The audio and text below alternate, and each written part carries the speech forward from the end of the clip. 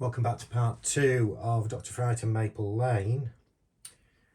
Quick recap, we've still got full health. Dr. Fright, we've got him down about halfway, he's got 5 health left. And we're asleep at the moment, we've still got both things in play. One thing I didn't say yesterday is this is my third playthrough of Dr. Fright. Won one, lost one so far. I've got left the items so you can't really see them up there, but don't know that I'm going to be searching much because I'm going to go after him, I think. Now, what cards have we got? Let's just do a quick recap.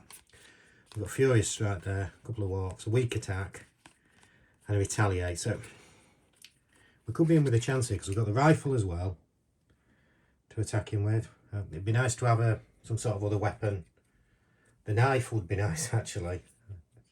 Have I got a search? No, I don't. Sensible me would say it might be worth searching. Oh, but I'm not in the right area anyway. I need to be in the northeast. So, my turn. I'm going to go after him. So, first of all, and we're on 3 dice.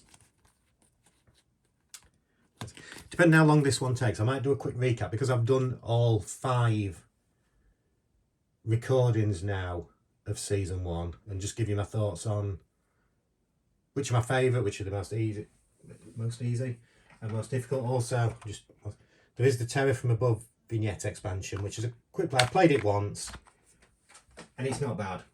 It's alright, it plays quicker than the others, so it's good when you want to play a very quick game.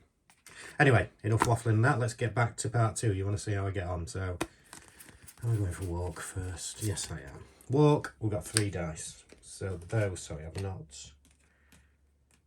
Those cards should have been discarded. It's not very organised when I'm just starting part 2. So let's start again. We've got walk. We've got 2 walks. I know what I'm going to plan, if I've got time, walk. Got range of 3, shoot him. We already spoke about success. To me, success is 1 star. That might not be right. So, nobody's commented yet, but I only downloaded part 1 yesterday, and I've not advertised it anywhere, so there's only got about 9 views on it at the minute, so unlikely somebody would comment. So anyway, we're going for walk. So, I'm going to go 1 or 2 spaces. Ideally, 2 would be good, but 1's not bad. So 1 star. Have we got 2 cards we don't want? We've got a sprint as well. No, I'm just going to... I should have used the sprint. No, I shouldn't. Right, walk. I'm going to do 1 space. So, that one's done.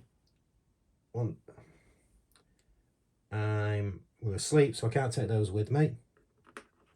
But now we're within 2 spaces. So I'm going to shoot at him.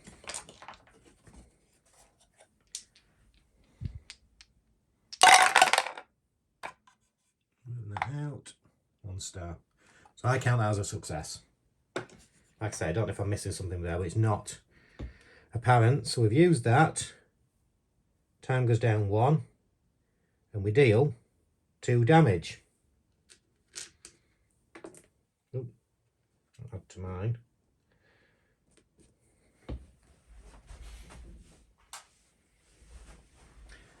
I'm going to do it again for the second one.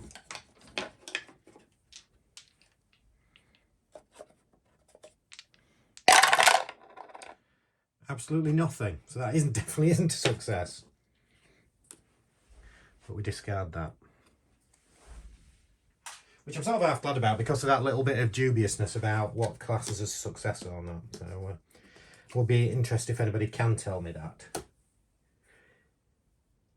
But we do move down. We're down to 3 now.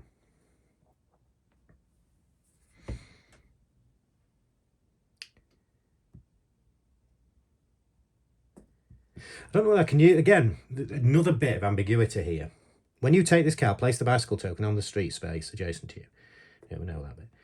If you don't have any item in your hands and you're with the bicycle, you may move yourself and it to any other street space on the board once per turn. Now, I've just discarded the card because it's got no uses left. But you can only tend to change things over at the upkeep phase. So that would suggest I shouldn't be doing that. Just going to have a quick look in the rules, just see if it gives me a guide on this. Okay, and what it says is, each time the item is used, remove one of the markers. When the last marker is removed, discard the item. So we've discarded the item, so it's gone. So now, this doesn't say it has to be in your hand at the time. What it says is, if you do not have any items in your hands and you are with the bicycle, which we are, you may move yourself and hit to any other street space on the board once per turn. Again, if anybody got any, if there's been any rule that says I shouldn't do that, but by reading those, I can do it. So what it means is, I can directly move onto Dr. Sleep's space with the bike.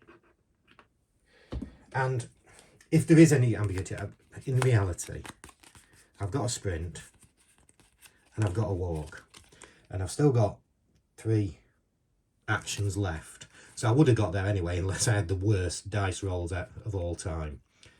Because I could have also discarded those 2 to get there if I didn't get any. So I only had to get 2 spaces. So it would have happened. Almost certainly. And I think I've done it right anyway. So we're there. We've now got 2 cards to attack. So we're coming down to the climax here. So it is going to be a quick finish to this game, one way or the other. Because if I don't get it, if I don't get him, he's going to attack me. With doing quite a bit of damage, but I also get a retaliate as well. So yeah. So this turn I think is going to be the end game. So let's go. We've got 3 dice, and he's got 3 health.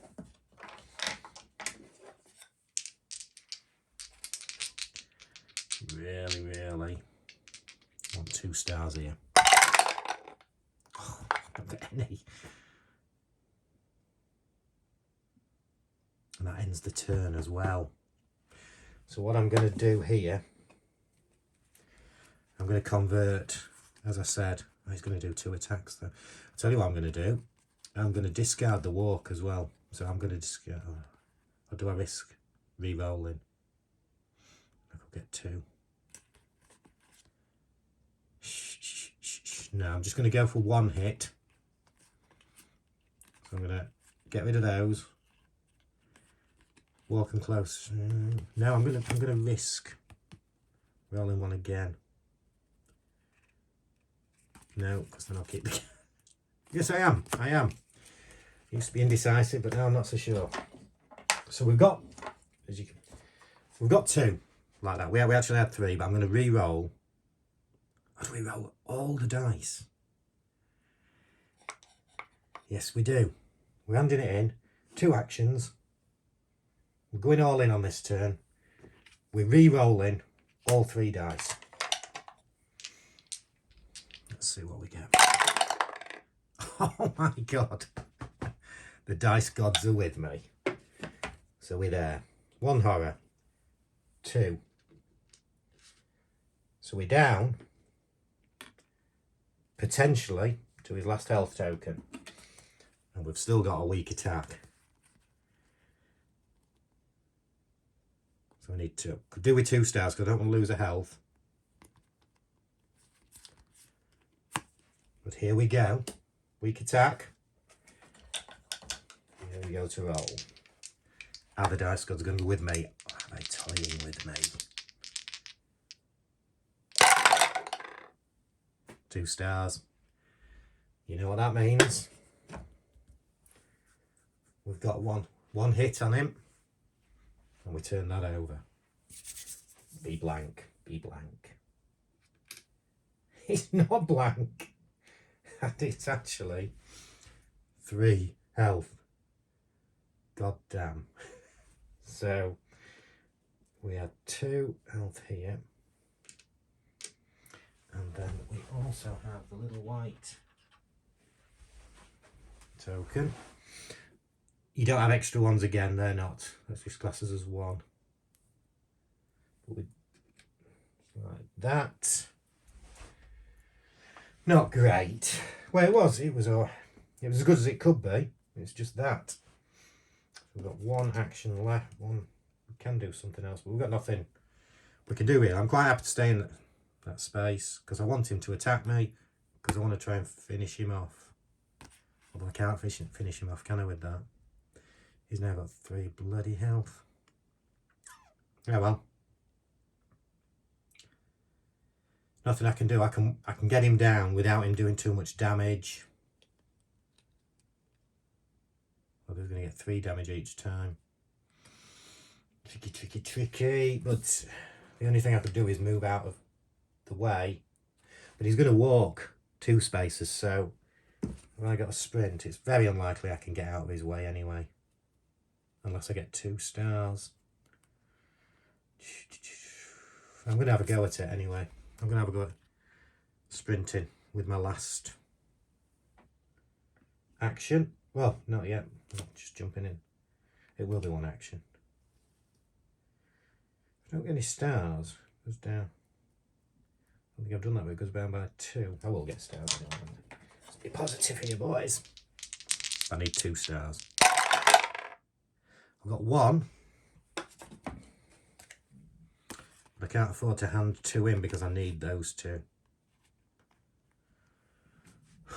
Or can I?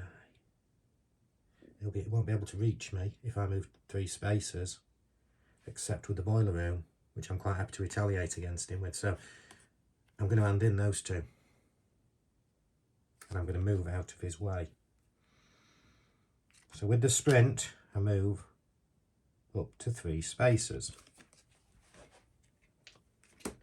No actions left. And I'm going to go 1, 2, 3. So we're out of his way. We've got nothing left. So next turn, we've got a short rest, 2 focus and a retaliate. That's our lot.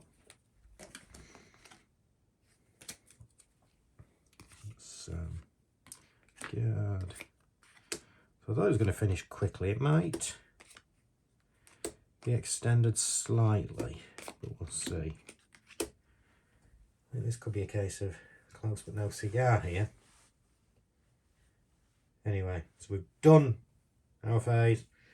Killer phase. He moves towards the final girl now. So he moves 2 spaces. 1, 2. Not close enough to reach me. We're not awake, so we don't lose any health there. Now we do the boiler room. I quite want him to appear here, so I'm going to go that way. And he's not. So there we are. Got those 2.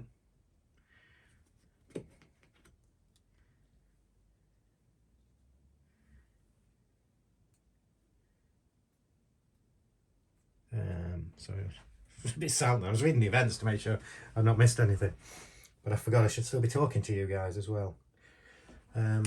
So upkeep phase, nothing to do. We're back onto our turn. No. Wanted to mention, we mentioned this in other videos. If you don't your final health token, white or black, you roll an extra. The final girl rolls an extra dice, even if it's the killer down to 1. But only, even though that's showing only when it's down to the last token, so we don't get an extra dice at the moment. So this turn, he's going to get 2 attacks on me here. So I need to be prepared for that. So what I'm going to do, I'm full health, so I'm alright with that. I'm going to do focus twice, because to try and get these actions up.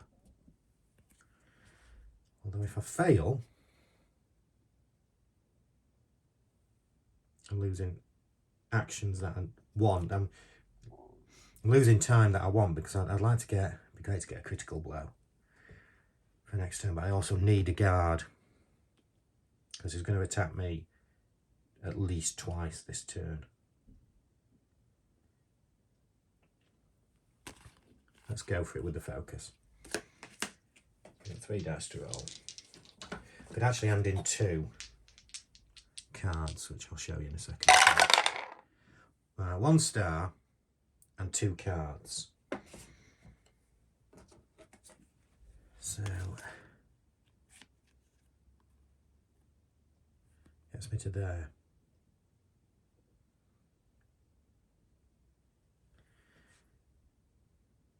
But if I hand in, I've got the focus down there, but if I hand in the other focus and the short rest, it gets me up to 8. I'm going to do that because what happens is, you'll have seen this in other ones, it moves to there, then goes back, moves to there, so it gets me 2 extra ones.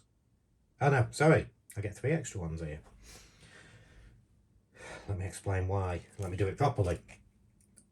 It goes up by 2. That goes down, but because we're on the maximum, you get another time, so we're up to 9 there. So I'm definitely going for it because we now handing those in. So we've handed those in. That's the end of our turn. We've got the retaliate. We've got the guard. Right, that's upside 4. Put that to one side because we've got 9 points to go with here. I'm going with the critical blow. 6. That would finish him. We've got the retaliate as well, remember, which will knock him down. We've got the guard to try and hit deflect one of his other blows. We've got 1 left. Let's have a close call so we can re-roll the dice, or all of them if we want. So that is our turn. And we also get these walk, weaken. Oh, we've got another weak attack and the walk. 1, 3, 4, 5, 6. Alright, we can. So that's our turn. We're going to get battered by him here. He's going to come after us. Can move 2. He only needs to move 1 to get in the same square as us. And he attacks us twice. So let's see how we go here. The first attack, I'm going to use my retaliate. We've got cards we can discard here as well. 3 dice. Really need 2 stars here. I suppose 1 would be alright. I'm rolling that one again. So those 2 aren't great. I'll just put that down there. Put it on top of one of them. Where's my other dice? I know I've got 3 there, I just want to find my dice. There we go. Let's pick that one back up. So we've got those 2. I'm just going to move those out of the way so they don't get knocked. Oh, that was a blank. We need a star. No. So not a good roll there. That's what we've got. So we've got nothing at the minute. We're going to hand in 2 cards. I'm going to hand in the 2 walk cards and keep that close call. So that brings us on to this one. So we do 1 damage to Dr. Fright. We reduce our damage by 2. It was 3 damage, so we lose 1 health. We lose 1. Dr. Fright loses 1. He's now on his 2nd attack.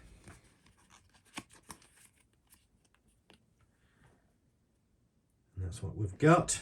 So again, 1 star won't be the end of the world. 2 stars would be great.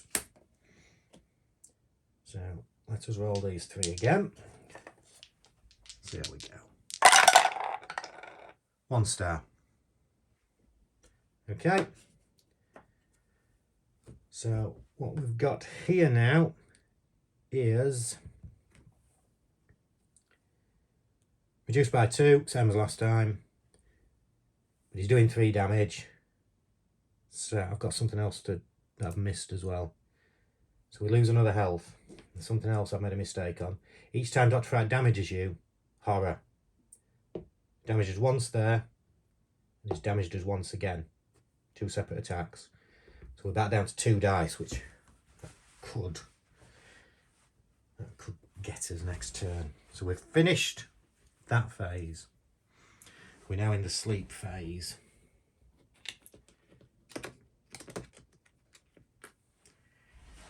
And what I'm going to do is lift it up. Does that work? No, I have to show 2, I think. I show 2 quarters, so I'm going to lift it to the left. Down. 1 more attack. Let me put that down. Again, this is, I know I keep saying it, but this is very fiddly to do. So another attack, and we've got nothing. So he's going to do the full 3 damage. So we're down to our last health. Good point I'm going to mention in a minute. That goes up.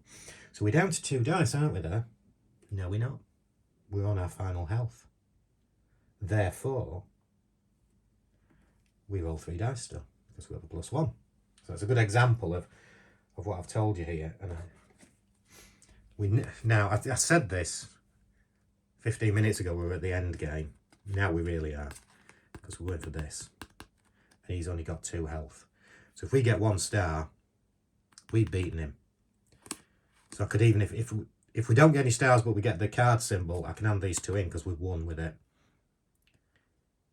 In fact, if we get no stars, no, we can't. We take health, and well, we get what is called. It's technically a victory. I can't remember what it says. It says somewhere in the rules. Yeah, here it is. In the rare case that both the killer and the final girl die at the same time, you are still victorious because you accomplish your goal, even if it required the ultimate sacrifice, which we've all seen in horror films, haven't we? So we're going to win, but I'd rather win and Sheila survives as well. So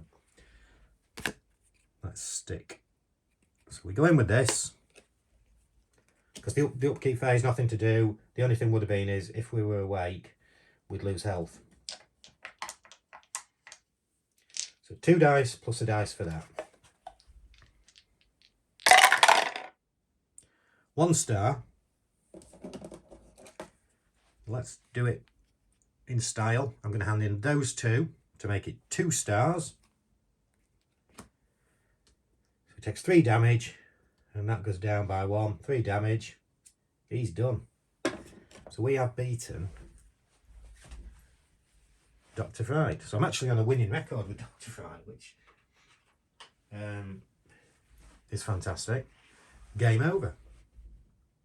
That's the last 2 times I've recorded playthroughs that I've won, because I beat Geppetto as well while I video it. Although there is a problem with that recording in that the sound goes out about halfway through for some reason. I don't know how that's happened, because I record these on the iPhone, and direct from the iPhone, when I've played it on there, the sound for some reason has gone out, which is a shame.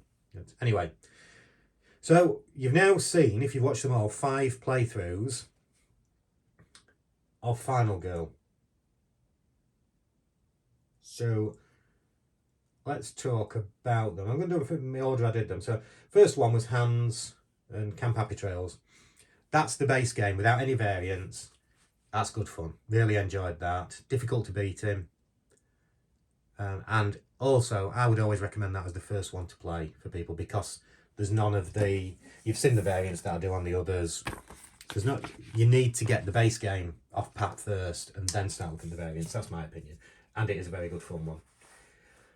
I think the next one I played was Inkanyamba and Slaughter in the Groves. That's, in my opinion, that's the most difficult by virtue of the fact it's just so hard. Inkanyamba just seems to come after you relentlessly. Once it's chasing you, it's really hard to get away. I did win it. I did win that scenario once, but yeah, very difficult. Poltergeist and Haunting of Creech Manor. It's fun.